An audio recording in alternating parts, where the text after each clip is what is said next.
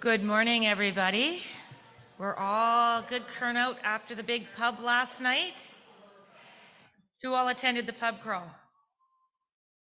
Just a few of you? Well, welcome to our final day of CAPA 2023. I hope you're all having a really good time and have enjoyed your stay here at the Delta. The last few days we've had some amazing speakers. The health minister from New Brunswick was here. We've had some workshops by some of the experts in their field, and today is our final day. Before we begin, I would like to first acknowledge that we are on the land of I'm horrible at these pronunciations, the Wolatusq, the Mi'kmaq, and the Peshtamakuta peoples. Acknowledging this land allows us to show recognition of respect for the Indigenous people and their presence both in the past and the present. This morning is going to continue with a panel discussion on the PA Work Integration Training Project, and then we're going to feature some lightning round sessions with Guillaume Couture, Leslie St. Jacques, and Ryan Bennett. Later on in the morning, there's going to be a workshop on casting and splinting, and this afternoon will be some presentations on the surgical treatment, indications for endometriosis, and a session on learning process of entrustment and expertise development in clinical practice. We will be concluding the day with sessions on vaginal atrophy, urogynecological implications, and a fun and educational round of medical jeopardy where you guys get to test your medical knowledge. This evening at 7 o'clock, we will be hosting here in this room our annual awards gala and cocktail reception. And this is where we will be recognizing the PA of the Year, our honor roll, and our Educator Award recipients for their contribution to the advancement of the PA profession. And I always enjoy the gala. I love seeing everybody getting dressed up, and it's a great chance for us to celebrate each other as well. And you're all welcome to attend the gala tonight.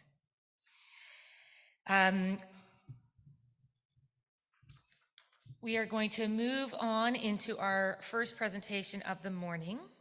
So the Physician Assistant Primary Care Work Integration Team was established in February of 2023 after a successful federal grant application. There are 7 panelists, and all are Canadian certified PAs from Ontario and Manitoba with clinical expertise in mental health, substance use health, care of the aging and long-term care, Indigenous health, and refugee health.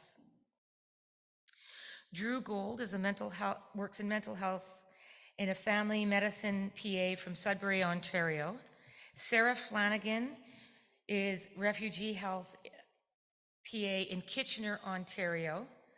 Jessica O'Neill is a long-term and care of the aging as a PA in long-term care in Windsor, Essex, Ontario, and now works in outpatient internal medicine. Josh Noyce is a substance use health. It also works in family medicine and substance use health PA from Sudbury, Ontario. Tara Clark and Lisa Moore are Indigenous health remote primary care and are the PA leads for the Ongomazawit'en Health in Manitoba. The panel discussion will be led by one of our project co-leads, Kristen Burrows, who is a PA from Hamilton, Ontario, and a PA educator. Each panel member is a graduate from one of the respective Canadian PA education programs, McMaster, University of Toronto, or the University of Manitoba. They are passionate about improving patient access to care and enhancing primary care delivery across Canada. So we will start with our first panelists.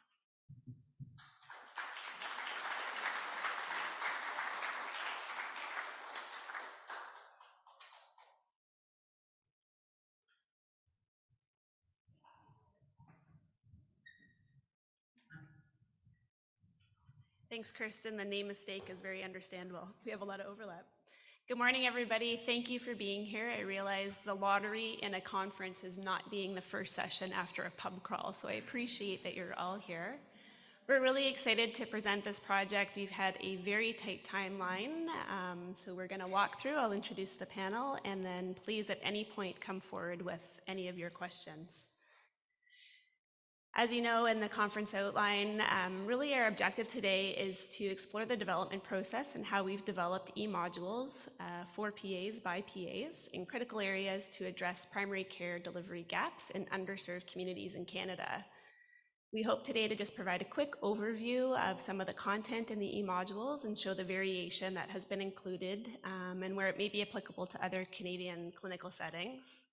And then certainly have an interest in exploring collaboration and other ways to engage other stakeholders as this project unfolds and moves into its second phase to ensure that we can continue to enhance primary care education for PAs in Canada. I will skip over this fairly briefly as Kirsten already did a great job, but I am one of the project co-leads along with Dr. Leslie Nicol, who is joining us in spirit today from a beach in Italy.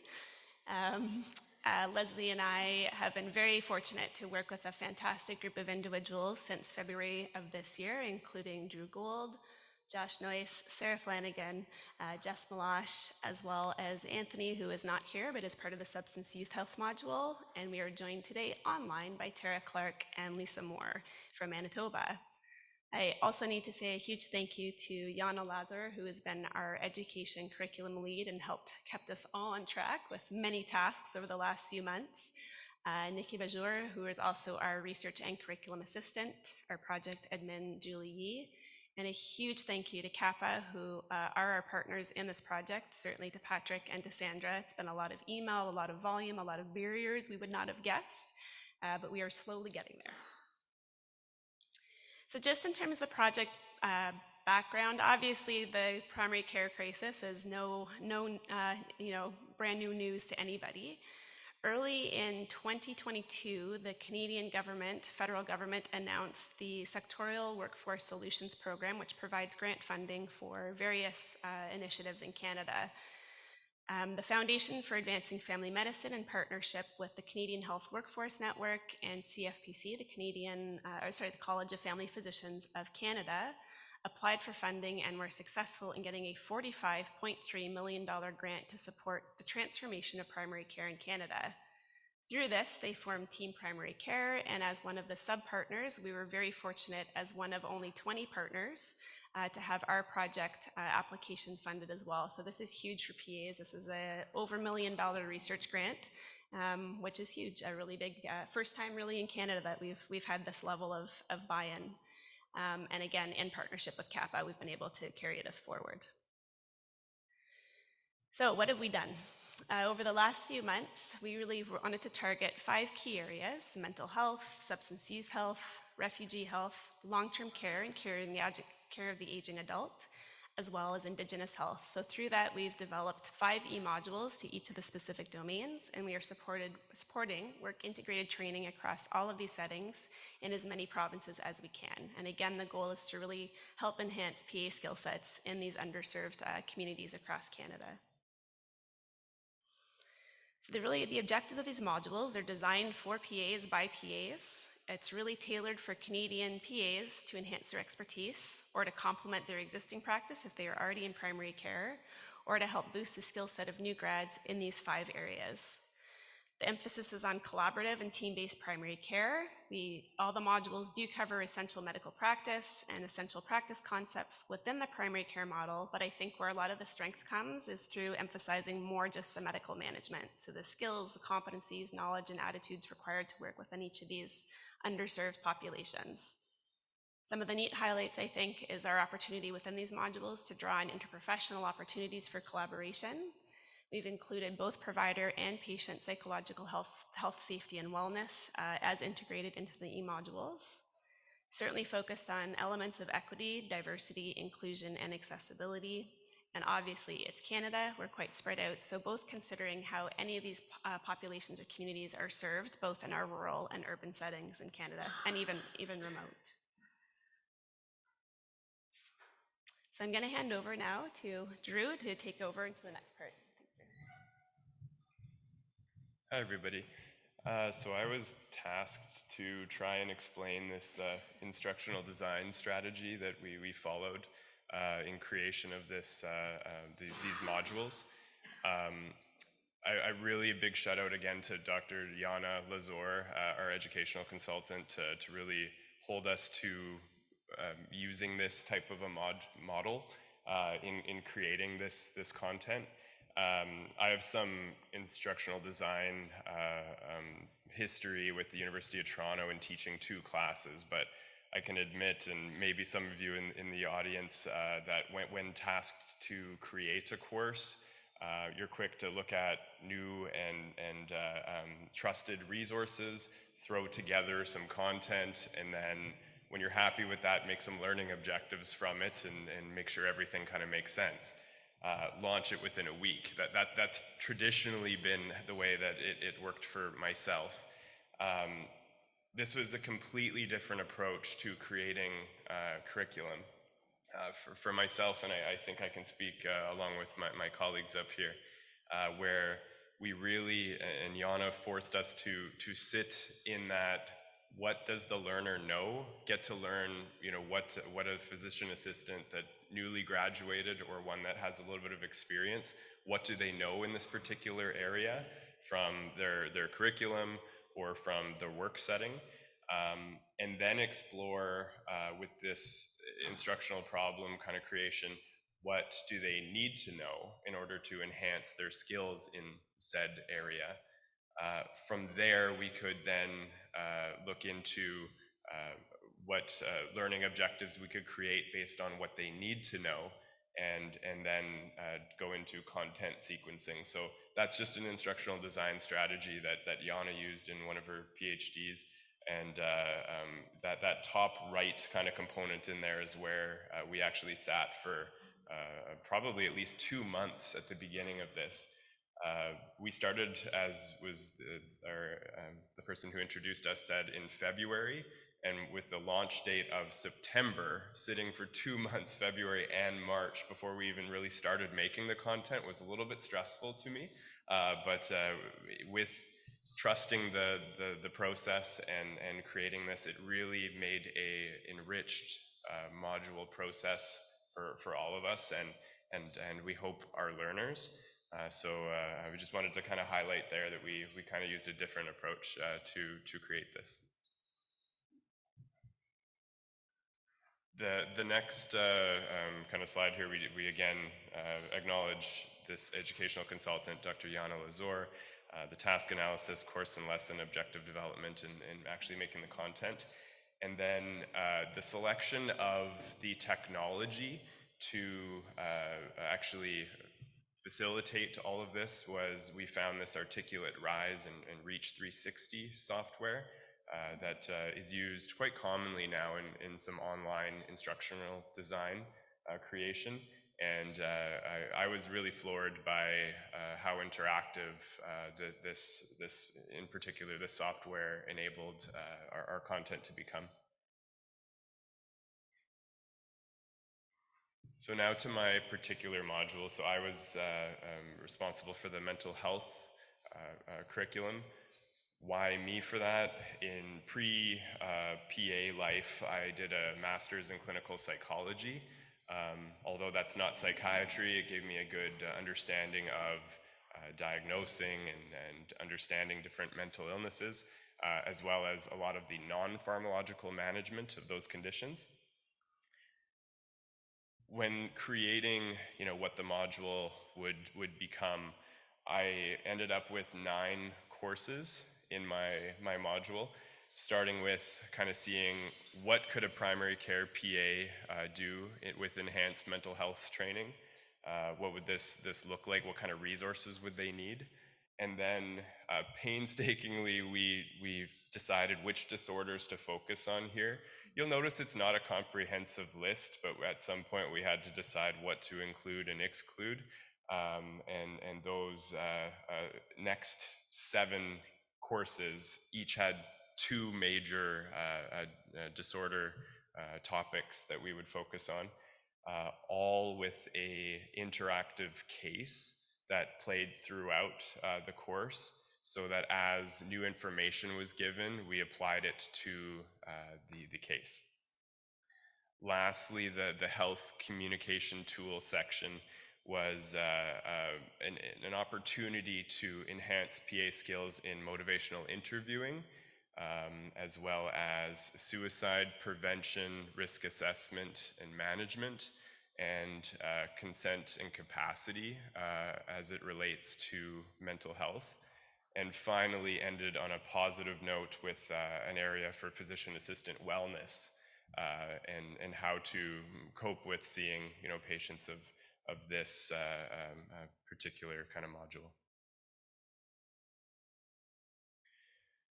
Distilling the information certainly was a challenge, because you start with, again, what does the learner need to know, what do they need to know, and one of probably the most helpful for me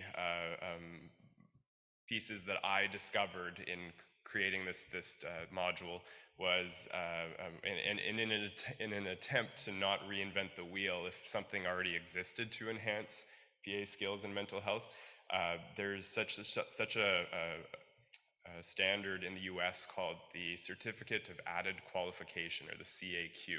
So PAs in the US can, once they're practicing, I think they need at least 5 years of experience, they can look to enhance their skills in a particular area. Mental health is actually one of them. There are many. And they can study for and challenge this test of added qualification. So I looked up what were the standards for that particular test for mental health and psychiatry, and in doing so discovered that there was some programs actually designed to train physician assistants practicing PAs in the US to become CAQ qualified in psychiatry. One such was at the Rocky Mountain University in Utah, and I connected with the director of that program, who's a physician assistant who actually created the program. So he was a wonderful resource, Dr. Tim McCreary, in showing me how he designed that, what the learning objectives and kind of curriculum looked like for their 12 months or 12 to 20 month, like really in-depth program. And being mindful here that ours was designed to be 24 to 30 hours of content, and then 20 full day shifts experience. But it was a really excellent starting point to see what was out there. Then I obviously reviewed Canadian guidelines in various areas of my content, such as the Canadian Network for Mood and Anxiety, Canadian ADHD resources. And then content that Tim actually helped me discover, the Neuroscience Education Institute, became a member there and completed most of their educational resources, which were really, really neuroscientifically detailed for the management, but I could include a lot of that in our module. And then the University of British Columbia and Alberta Health Services had wonderful continuing education resources that are coming out all the time that I could make use of. And finally, Canadian Association of Mental Health has good resources for psychiatry and primary care. So I included a few examples of what looked kind of interactive and interesting in some of my courses. This particular one, substance use disorder and concurrent disorders. Here I have a case playing throughout. This is actually towards the concurrent disorder part, but this is a partner of our patient of interest here who's worried about the effects of alcohol on her partner's brain, and then we would explore that further. I'd also like to highlight overlapping content occurred several times throughout our design of these modules. So this was a good opportunity for me to link with Josh and Anthony, who's not here, on their content for alcohol use disorder, for example, so we could share on each other's resources. Here's another one, just an area that I'm proud of because it really tries to make the subjective in following up a little bit more objective. I really focused in each of the disorder-focused courses to teach how to screen for and track, monitor change over time in whatever you're trying to manage. So at the follow-up visit, being able to understand, was your patient a non-responder, a partial responder, a responder, or actually in remission, and what that looks like in across all the various disorders that we were exploring here, and then what to do if they were in one of those particular areas. So that's a highlight for me in the follow-up and management plan. Here's another opportunity to overlap with some of the other modules. In particular, so this is my neurocognitive disorder and delirium course, and with Jessica's the care of the aging adult module, we could share a lot of resources here. This particular one, a topic that I think many of us fear to discuss with our patients, driving when it comes to neurocognitive disorders, and how to handle this, and what resources are there out there to determine fitness to drive for your patient. And thank you very much, and I'd like to introduce Joshua Noyce.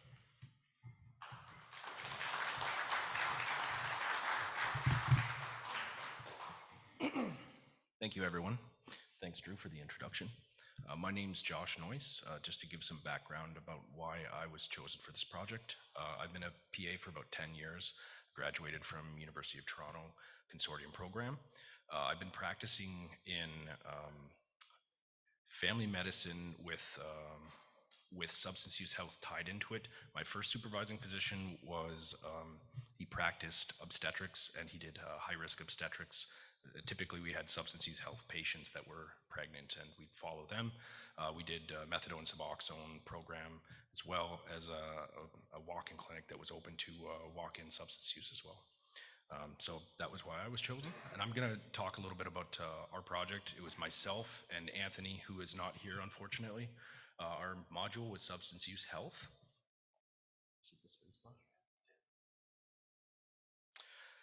So to talk a little bit about the structure, so we tried to make it a comprehensive coverage, highlighting key substances of concern. We didn't go all in depth with every substance we could think of. We tried to pick the more common substances that a physician assistant would probably experience in primary care settings. We tried to explore harm reduction strategies surrounding managing particular patient populations as well, discussing the social determinants of health and special populations, and considerations for urban versus rural and underserved populations was a big focus.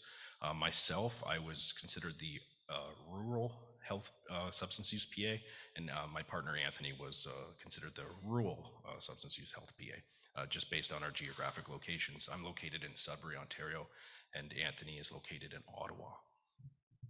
The outcomes for our project, they enable effective management of substance use disorders in a variety of geographic settings and patient cohorts. And that was kind of the idea. We wanted to make this realistic and functionally applicable to a variety of clinical settings. It prompts holistic patient-centered care and interprofessional teams as well. So to give a review of the actual courses, there were 7 that we created. The first course started off talking about general substance use health. This allowed learners to identify and understand the fundamental principles of substance use health and its implications in the primary care setting. We actually created a trauma-informed care course as our second course. We felt that was necessary based on the patient population that we were working with. There's a lot of trauma involved with substance use health. This course provides learners with an understanding of recognizing trauma, identifying it in the clinical setting, and practicing trauma-informed care, and how this applies to substance use health specifically. Our third topic was opiate use disorder. This is quite a big one, especially now with the opioid epidemic. This course shows learners how to differentiate between various presentations of opiate use disorders and pose evidence-based treatment strategies, including opioid agonist therapies, as well as harm reduction approaches, geographic challenges, and special patient populations. We then did alcohol use disorder, which learners actually review Canada's brand new guidance on alcohol and health. discern the clinical manifestations of alcohol use disorder, and initiate patient-centered, evidence-informed interventions for withdrawal management for alcohol use disorder in various settings as well. Our fifth topic was specific to stimulant use disorder. It allowed participants to review the challenges posed by stimulant use disorders and examine primary care strategies for managing this. Our sixth course was cannabis use disorder. This was quite an interesting one, considering cannabis has been legal for the last 5 years in Canada. So the learners will review Canada's cannabis laws, examine medical cannabis in primary care. Topics included differentiating cannabis-induced psychosis from other primary psychotic disorders, and management of cannabis hyperemesis syndrome is also reviewed. And our final topic was benzodiazepine use disorder. And learners, they'll review medical and non-medical benzodiazepines in Canada, as well as diagnosing, managing benzodiazepine use disorder in primary care. The topics we focused on were benzodiazepines in the contaminated drug supply, which is also a rising concern, as well as tapering strategies for benzodiazepines in various patient populations in various settings. So I tried to pull up a few examples, not of like the most flashy things, but just about sort of how our course allows learners to take information. So we actually developed these things called one-pagers. So what it was is, if there was some information that might be relevant, but maybe going a little too into the weeds, we have these one-pagers that allowed participants to have a deeper explanation of specific topics. This one here relates to opioid receptors. This is a screenshot for several infographics that we made. This is an example of one. This is typical benzodiazepine withdrawal timeline. There's a series of infographics that we used. Some of them are interactive, and they can also be utilized to demonstrate exactly what the outcomes are. And the final example I have is from the cannabis use section. So this is actually demonstrating the relationship between mental health and cannabis use. And so we try to delve into this as well. So this example uses cannabis and psychosis and schizophrenia and tries to review the current literature, risk assessment, systemic reviews, risk in patients with history of psychosis, and considerations and limitations were explored in this particular setting. And that concludes the 3 examples that I had. I'd like to introduce Sarah, who's going to talk about refugee health. Thanks.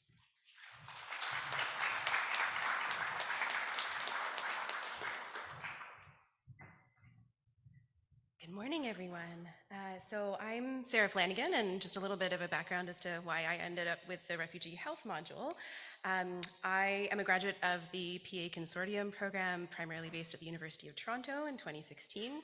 And since graduating, I have worked in refugee health exclusively. So I received one of the Health Force Ontario grants and was working for that first year with Sanctuary Refugee Health Centre in Kitchener, Ontario. And have been with them ever since. We've grown dramatically since that point. So when I joined the team, it was a single physician provider and myself, and we had about 1,200 patients at that time. We now have 5,500 rostered patients with our clinic. We've merged with a CHC, so they have their CHC site, but we have our refugee clinic site as well. So that's 5,500 just at our refugee clinic, not including the CHC side of things, but it's great having access to all of their resources and more sustainable funding, which is always interesting in the field of refugee health. And in terms of my background and what sort of really brought me into this field to begin with, is I have a master's degree previously in medical anthropology, looking at the political ecology of health and social determinants of health, actually in an Indigenous Guarani community in Paraguay, and so very interested in global perspectives of health and epidemiology and those social determinants of health, which are really applicable in the field of refugee medicine. Sorry, I've pulled up something there. There we go. So the domain goals here were to familiarize practicing physician assistants with refugee health coverage and the specific healthcare needs of refugee patients in the primary care setting. I also wanted to consolidate current refugee health screening recommendations and evidence-based medicine care guidelines in an accessible format for providers. This was probably one of the biggest challenges of my domain because there really isn't a lot of information out there that's consolidated in one accessible resource for primary care practitioners in the Canadian context, but even in the global context. So we do have some national guidelines that were published through the Canadian Medical Association Journal, but it was back in 2011. And so, as you can imagine, since then we've had the Syrian crisis, crisis in Sudan, crisis in Ukraine, many other conflicts around the world that are producing different refugees from different backgrounds. And so a lot of it was pulling in more up-to-date information, but also, as exemplified there, conflict and refugee-producing countries can change immediately in the global climate, and then we're having to see patients from different cultural backgrounds, different ethnic backgrounds, different sort of global health backgrounds very quickly in the field of refugee health. So a lot of this is also pulling together resources so that the clinician who practices in this area and takes this course is able to know where to turn to next for further resources with any incoming climate crisis or conflict. And then also wanted to highlight the importance of an interdisciplinary team-based approach to addressing those social determinants of health that are so key in providing refugee healthcare to refugee and newcomer patients. So at the end, we landed on 7 courses. So I'll just talk a little bit about them in a little bit more detail. So first was foundational knowledge and concepts.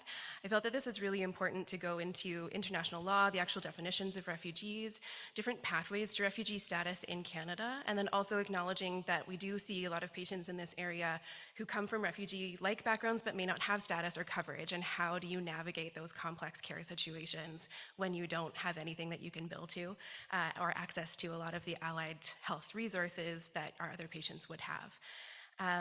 And looked at a lot at culturally safe and sensitive care, and then things like language barriers, health literacy, and how to navigate those situations. So we wanted to start with that before we went into the real medical knowledge and management, so that everyone had that background foundation as well. Then we went into intake and screening guidelines, so did a lot of looking at additional testing, additional considerations for physical exams, for lab orders and interpretation when you're looking at a global health sort of population. And then into refugee mental health. So did a look at the difference between distress and disorder for refugee patients who have significant trauma histories, and was able to work really collaboratively with my colleagues Josh and Drew on this content. So I looked a lot at the trauma-informed care content that Josh had put together for his courses, and the PTSD diagnosis and management information that Drew had used. So it was great to have that point of collaboration between our different modules and domains. And then I moved into subspecialty populations, and these are subspecialty populations identified by the World Health Organization, the United Nations, High Commissioner for Refugees, and also the Government of Canada as having specific and somewhat unique health needs in the field of refugee medicine. So we did a course on refugee women's health, so focusing on updating screening guidelines, but also looking at specialty topics like care in prenatal care, perinatal care, postpartum care, looking at breastfeeding, family planning and contraception management, and then a specialized course in an area that I think a lot of us primary care providers in Canada aren't necessarily familiar or extremely comfortable with, but comes up a lot with seeing refugee patients, which was female genital mutilation. So that was a full course pulled together, or a full lesson pulled together under this course. I then moved into caring for the refugee child. So a lot of this is looking at immunization updates, malnutrition, developmental milestones, and then looking at specific problem areas that can come up and how to manage those in a refugee and newcomer population. So developmental disorders, looking at interactions with child protection agencies for newcomer patients as well, unaccompanied minors, and then the effective trauma on the developing brain. So again, pulled in quite a bit of content from Josh's trauma-informed care module, which was really helpful also. I then went into the 2S LGBTQIA plus population. A lot of people actually come and achieve refugee status in Canada based on their sexual or gender identity. And it is illegal currently to have homosexual relations in 70 countries around the world, and it is punishable by the death penalty in 7 countries in the world.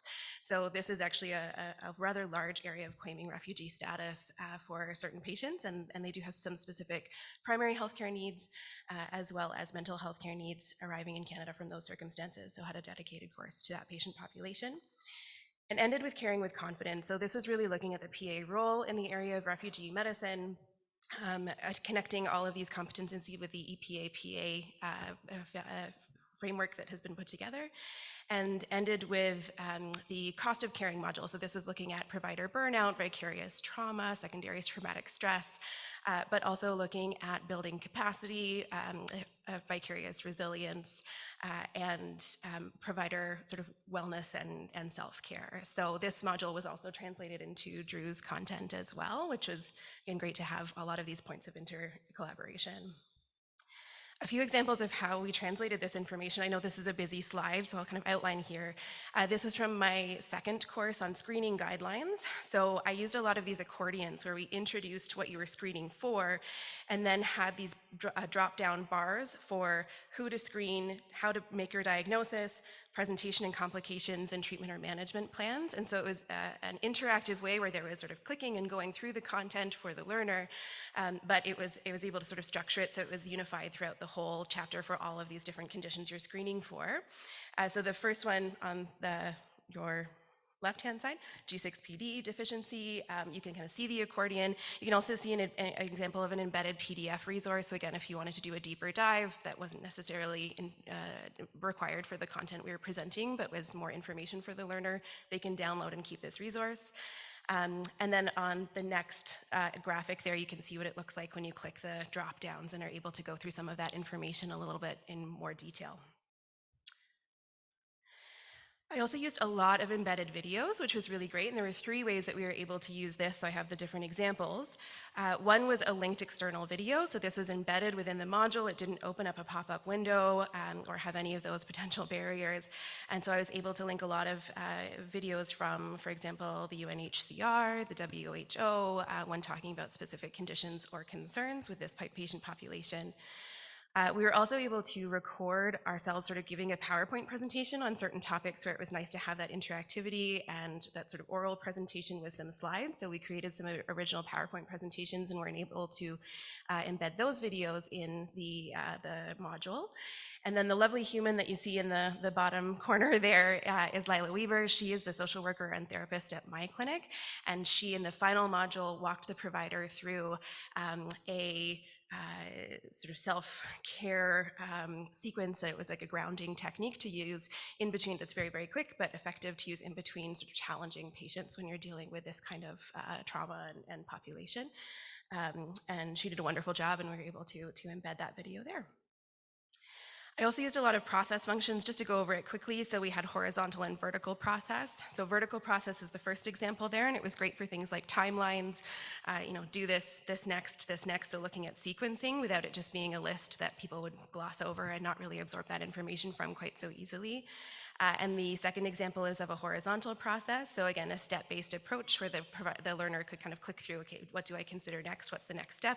And in this case, it was actually approaching the physical exam room space when working with trauma survivors, particularly torture survivors. So it kind of breaks down the content into a step-based approach, which was lovely.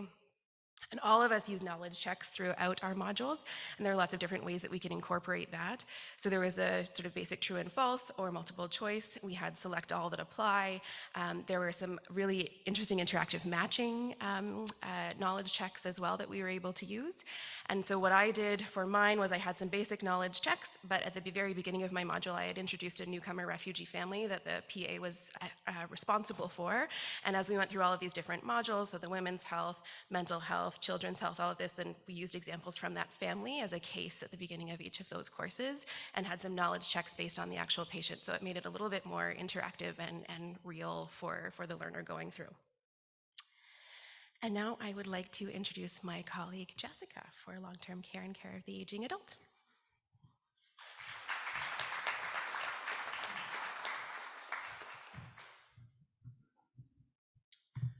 Good morning, everybody. So just a little bit of a background about me. I'm a PA from Windsor, Ontario. I graduated from McMaster in 2015. I started in general surgery for about a year, and then I transitioned to long-term care where I worked for about 6 years.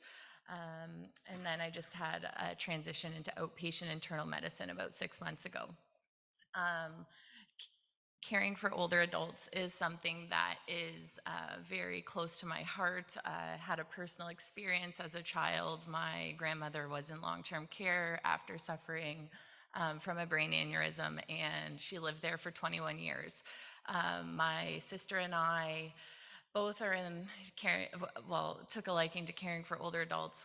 From a young age, we saw people who never had family visiting, who seemed alone, who were crying out for help. And we kind of, I think from a young age, made a commitment, even though it was in the back of our mind, that we are going to serve that population. And so it's kind of, it not only is it close to my heart, but I feel like it's very important for healthcare providers to um, have an understanding of what that population goes through, because I feel like they're a forgotten piece sometimes. So in working in long-term care, I was one of the only PAs that I knew in Ontario. And then after doing a survey, and I'm not sure if any of the PAs I talked to over the phone in the course of starting this module are here, but if you are, please come say hi, and we make a mention of you at the end of the presentation. But there are very few of us. And in working in long-term care for 6 years, I felt that in that role, I made a really big difference, and I knew that other PAs could too. There's a lot of misconceptions about what caring for older adults in long-term care is, even in, PSWs, RNs, RPNs, and even myself. When I transitioned to that role, people said to me, "Oh, you're going there and your career is going to die. That's so boring. You're going to do the same thing every day. Hopefully you won't have to be there too long."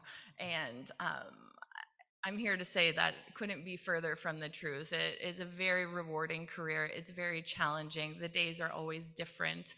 I learned so much and grew so much as a PA in those 6 years, certainly in part due to my 2 supervising physicians at the time, but also from the patients, from their families. And I know that our profession as a whole could really make a difference in healthcare if we could infiltrate that population and show them what we can do a little bit easier in the future.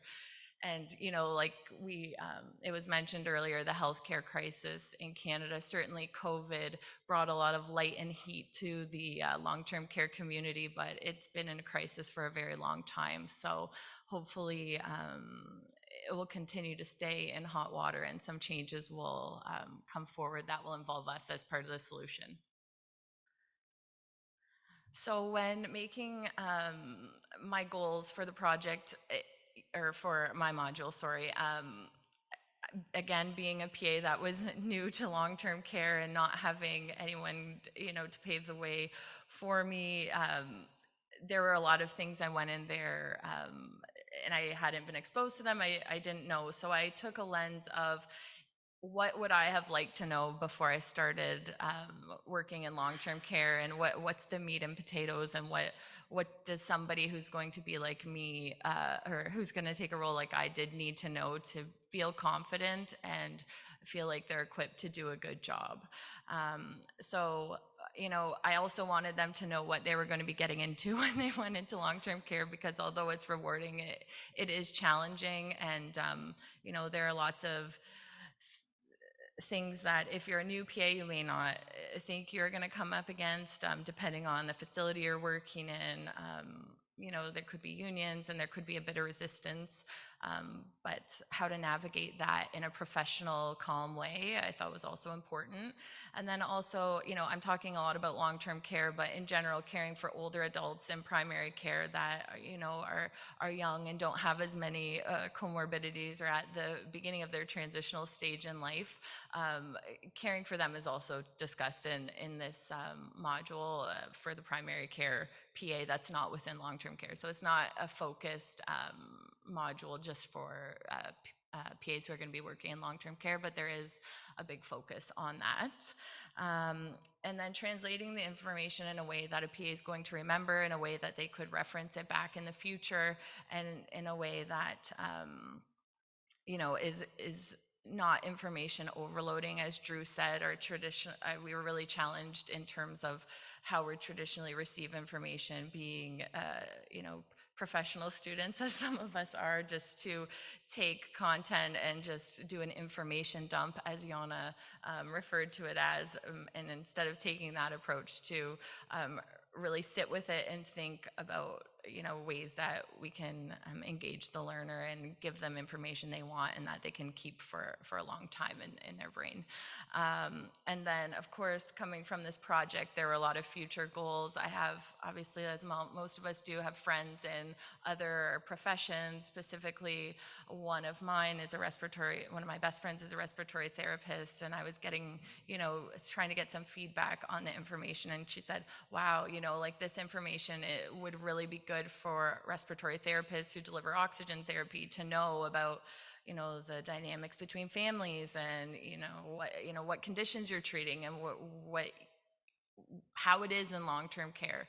So something I would like to see this go further. Of course, we're focusing on PAs here, but giving a resource to other professionals that we work with in an interdisciplinary way, so that they can learn more about this population too, is something I would like to do in the future.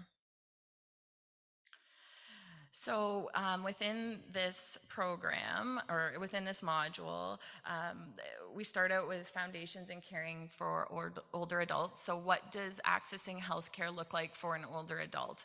Now, this is putting a lens of mobility issues, transportation issues, family present, people who are single, people who live in apartments, people who are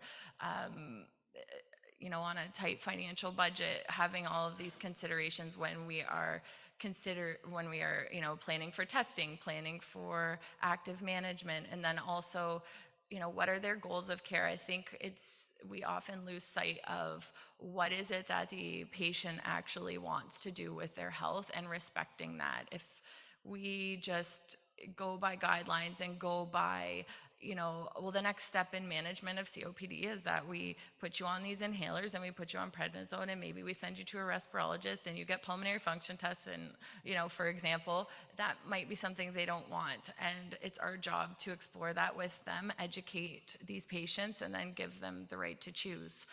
The second module is partnering with caregivers. So in long-term care specifically, the patient, well, I guess not specifically, this is in primary care as well, but it's often not the patient that you are only managing. You're also managing their family members who accompany them to appointments, who, maybe are their substitute decision makers. So this module really focuses on communicating with caregivers, and in a respectful way, and in a way that helps them to feel heard, and how to support them, and then also present some challenges, and that would include when the patient is able to make decisions, but the caregiver doesn't like the decision they're making. So there are a lot of gray areas. There are a lot of challenges you will face caring for older adults. So I wanted to bring a realistic piece to that, because it's not all easy or straightforward. A newer concept in Canada and North America is the development of the 5 M's of geriatrics, which came as a collaboration between organizations within the US and Canada. And the 5 M's stand for mind, mobility, medications, multi-complexity or comorbidities, and what matters most to older adults. So you're going to be seeing a transition in the nomenclature moving forward.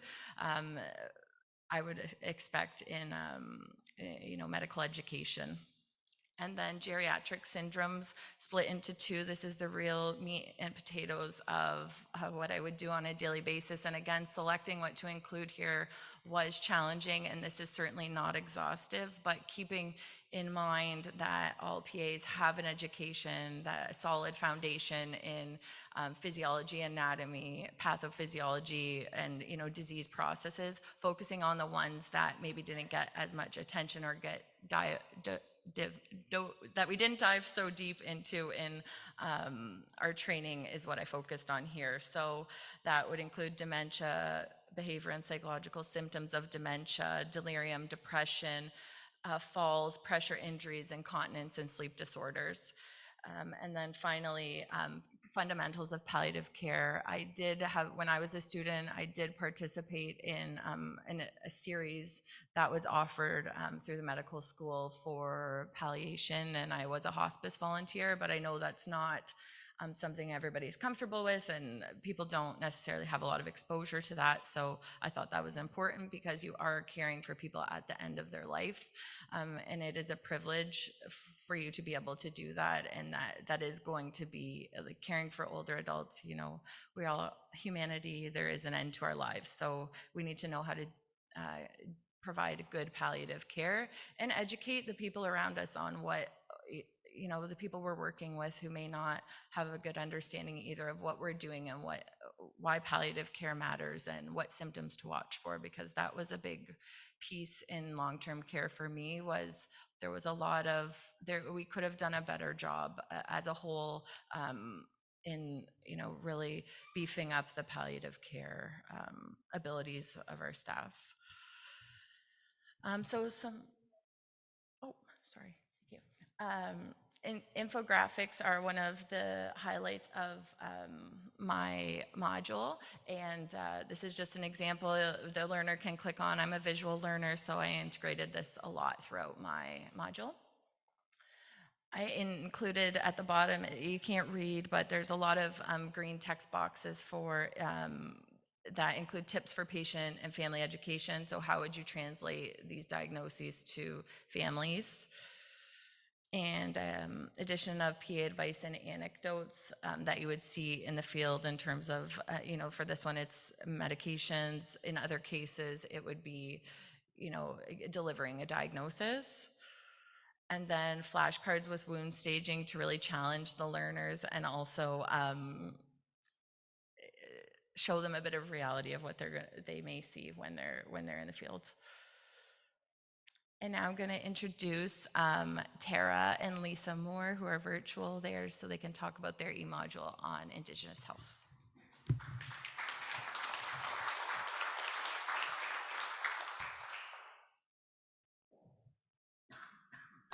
Good morning. Can everybody hear me? Yes, it's perfect, Tara. Thank you. So I'm Tara Clark. I'm a former rural paramedic that served Indigenous communities, and I'm a Manitoba PA who created and now runs the program for PAs with Ongomaswin Health Services. I hold a clinical appointment. I spend 1 to 2 weeks a month in 2 First Nations communities in Manitoba with offsite remote physician supervision, and I'll hand it over for Lisa to introduce herself. Hi there, I'm Lisa Moore. I'm a graduate of the University of Manitoba's MPAS program. I graduated in 2016. I have a background in trauma and plastic surgery, and for the last 2 years, I've worked with Tara and a bunch of other fabulous PAs up north, doing acute and chronic care in fly-in Indigenous remote communities in the Island Lake region of Manitoba. So our domain's a little bit unique.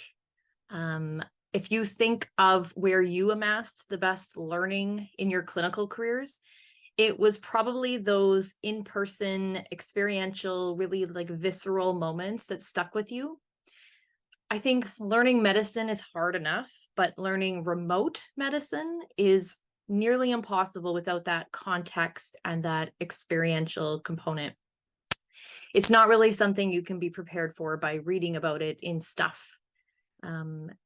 You need to sort of be in it and hop in the little planes and deal with running out of oxygen, and see firsthand how the social determinants of health and racism within our system are influencing the primary care landscape. So trying to convert that MacGyvering over into curriculum development while also teaching a layer of anti-racism and trauma-informed care and cultural safety, I think we were really tasked with a steep ask. So we leaned on a robust supply and access to excellent, really strong First Nations physicians and scholars, educators, knowledge keepers, elders, and other leads in communities who could help guide and inform the process, teaching us the ways and teaching others. So our module is really a mosaic of those voices and influences to create this beautiful tapestry blending of Western systems with Indigenous pedagogies and teaching methods. And then we served only as the conduits for their voices for those clinical cultural safety pieces, and then added in our expertise in remote medicine.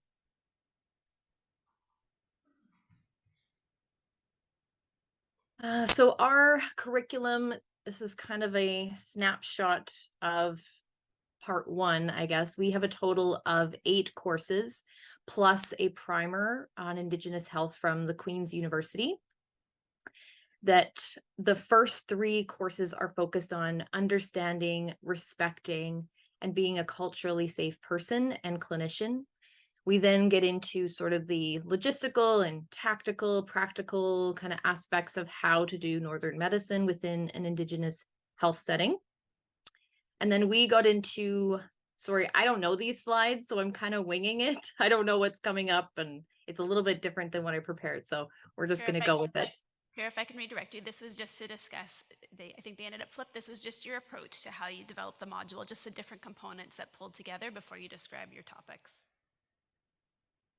Okay, well, we can actually just kind of move forward then to the next one, because I think if the next one is the snapshot, it just covers that.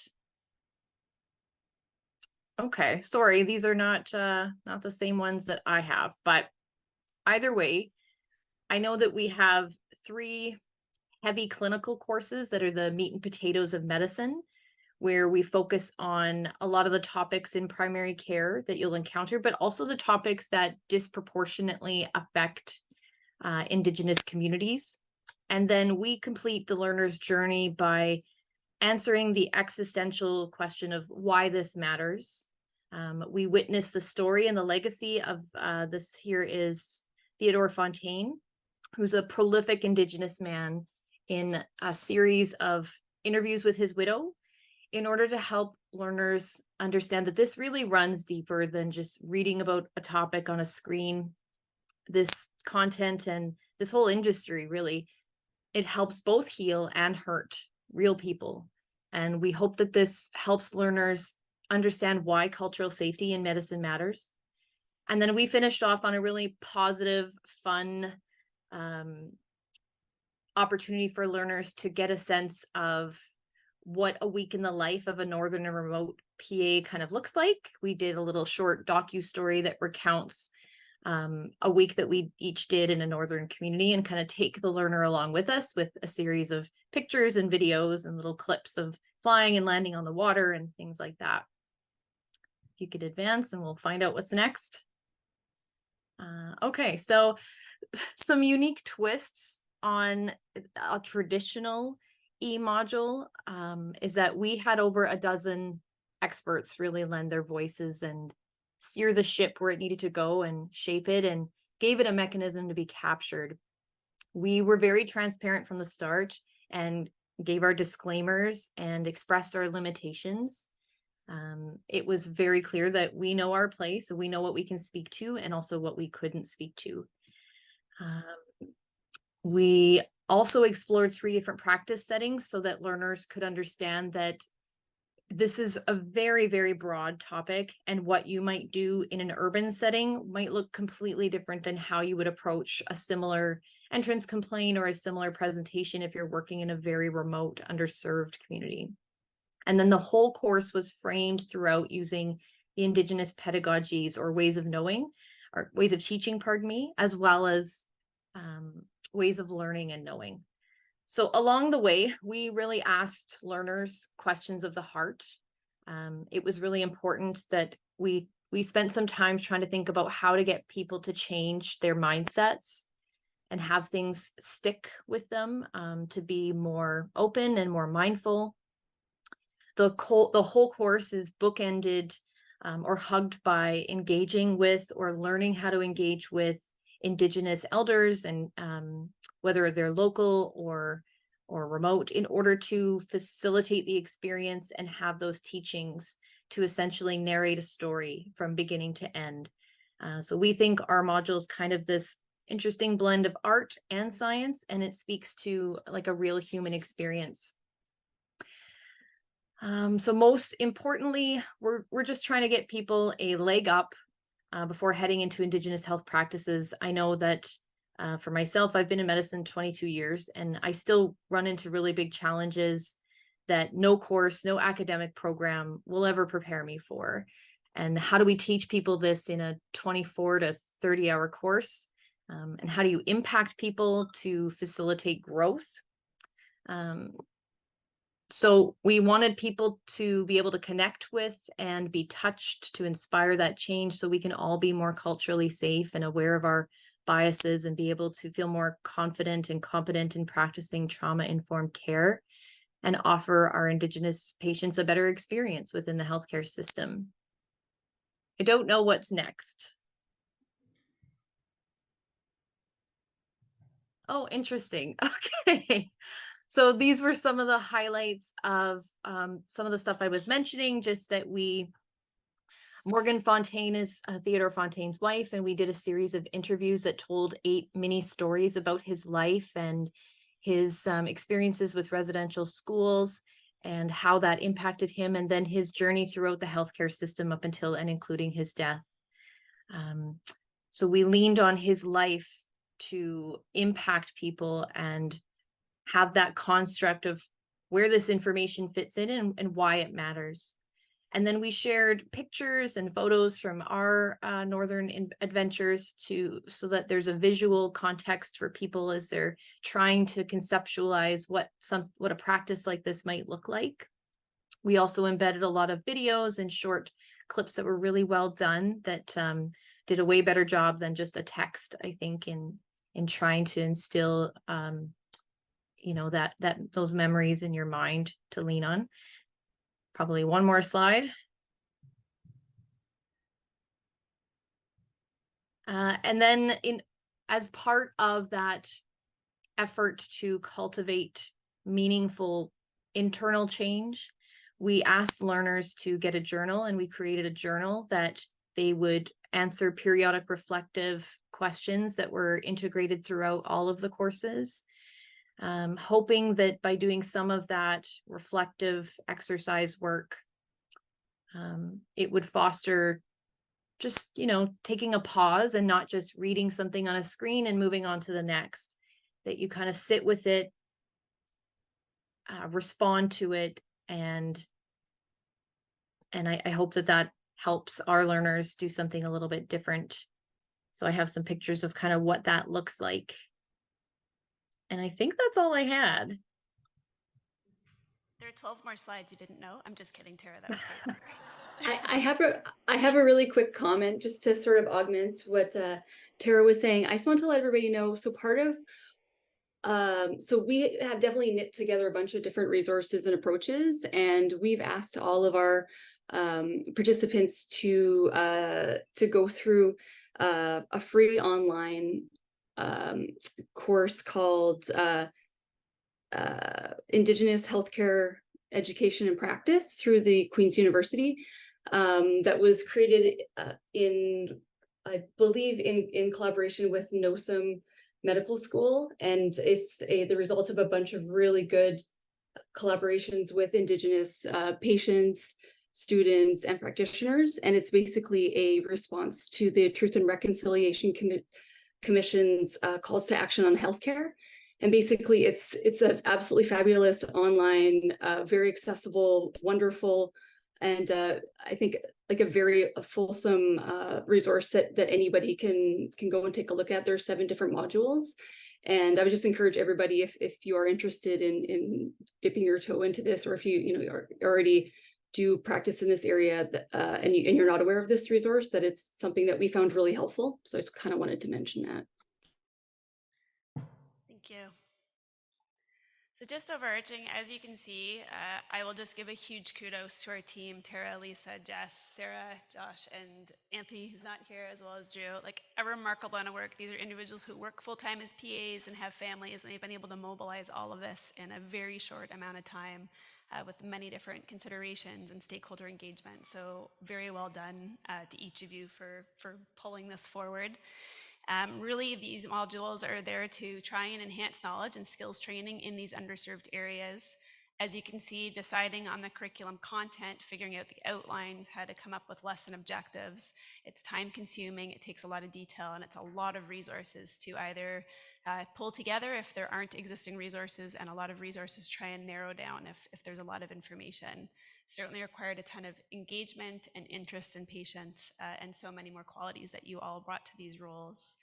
The next steps for this project, we are undergoing a secondary review in November. Once we're able to get feedback from participants, each of the module creators will also review another module.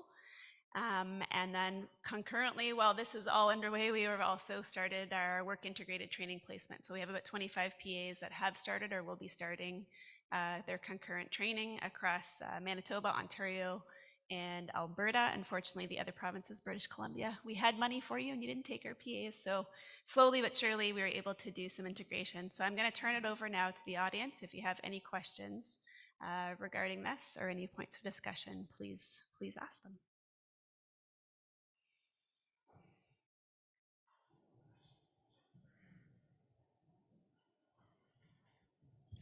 Hi, everybody. I don't have a question, just a comment. I think it's very impressive that this is the very first federal level that PAs are being recognized at.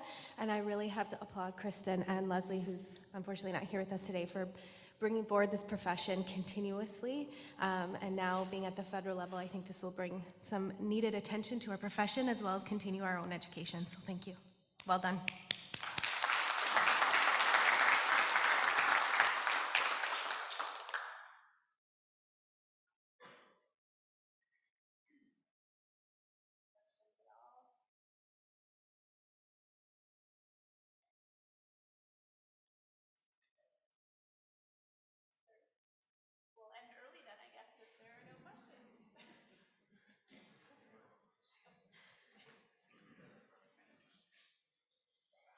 This question is for Drew.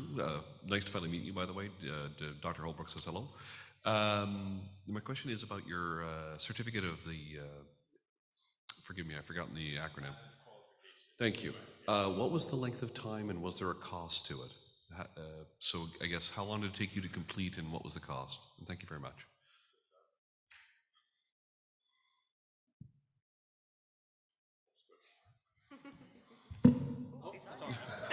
It works now. So I actually did not complete the CA cubes. That's recognized in the US. But there is a cost associated with some of the training to go into it, and then there is a sitting fee to challenge the test. But right now CAQ is not recognized in Canada, so I didn't explore that. I was a little bit intrigued with that psychiatry certificate program I talked about through the Rocky Mountain University, because Dr. McCreary basically asked in the end, like, so when are you entering my program? And I was like, whoa, like I was basically trying to get information from my own. And he's like, I think you'd be an ideal candidate, you know, and you could certainly take this program. It's online and set up the basically placements in Canada. So he was quite interested in pursuing that because he had never had a Canadian student before. So anyway, that is accessible to you, and I think the knowledge and skills you'd get from it would be wonderful if you wanted to pursue something more in psychiatry as a PA. Wonderful. Thank you very much for everybody. Thank you. Thanks for coming too. Hello, my name is Doris. Very inspiring by all of you. Excellent presentation. This question is not dedicated, but maybe for Josh. With the substance abuse, kind of a two-part question. Did you have, or maybe it could apply for all of you, did you have any pushback with, or any obstacles with like the prescription of like the Suboxone, and how did you deal with that? And then also, are there any talks about like psilocybin in any of this, and or is that just adding to the substance abuse? Thank you for your question. The first part of the question with regards to prescription abilities and privileges, how we approached it, because this is supposed to be a federal project and the regulations are different per province, instead of going individually by province, we kind of just approached it as if you're working with your supervising physician and they're the ones that are making the prescriptions, but it basically shows and demonstrates how these would be prescribed, algorithms that you would use, screening assessments and whatnot. So to specifically target like each province and the regulations for prescribing, we didn't really do that. We kind of said there's going to be differences and you need to have an understanding of what the rules and regulations in the province is. But we didn't go that deep into it, apart from like how the PA would write the prescription. It would be more about how the PA would do the assessment and how you would write how the medication would be prescribed. But as for specifically writing the prescription or how the physician assistant would do it, we didn't really address that specifically. The second part of the question, what was? I can't remember. Oh, the psilocybin. So that's an interesting topic. Drew actually delved a little bit into this too, because he was doing some research with was it an American physician assistant? And they were actually practicing some sort of therapies with psychoactive substances like psilocybin. And it's something that's being explored in Canada. We really didn't touch it because this is a focus for primary care, and we tried to focus on a lot of the substances that were being abused that were very problematic to primary care, mostly opioids. Cannabis is a huge one because of the new regulations and the legalities behind it, but we still don't have a lot of the evidence, stuff that just came out recently. One of the big complicating things that we did run into with regards to opioids is a lot of the newer guidelines don't take into consideration some of the changes in the last few years with regards to the fentanyl epidemic. And a lot of the old methadone guidelines are outdated. And there's a lot of training modules that are also outdated that recognize that. And so when we were doing our research initially, we were trying to sign up for every single training program for substance use disorder we could find. A lot of those courses would basically say, we're in the midst of updating our course. You're going to see a lot of stuff that's outdated. And so that was problematic because a lot of the guidelines are being updated right now. And so we didn't really have access to what it's going to end up being. And so that was something that was a challenge for us to focus on. So how we approached that was try to use as much evidence as we could.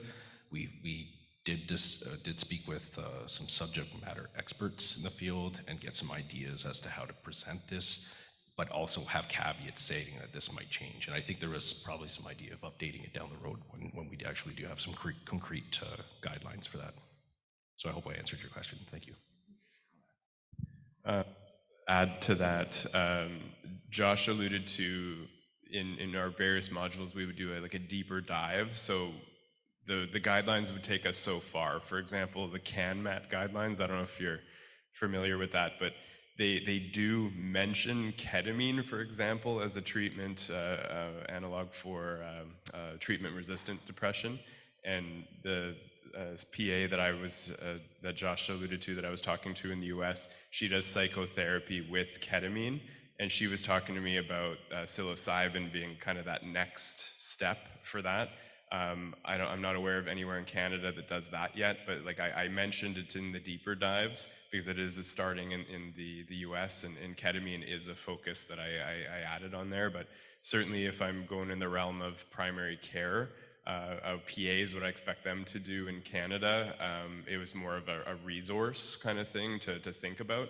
Because I can even speak to, in Sudbury, there is now a clinic that does ketamine assisted with psychotherapy. So this stuff is coming, and I hear psilocybin's the next one on the line. And just an interesting point to add with the Suboxone, because I included that in my module. For substance use health, I did alcohol and opiates, because I thought those are probably the two most relevant. And an interesting point that I learned from Josh and really the BC guidelines is that physicians that prescribe opiates of any kind basically should be familiar with prescribing Suboxone. And that's responsible practice, and it is not the case at all. I can tell you with my 9 physicians I work with, none of them are comfortable with Suboxone inductions.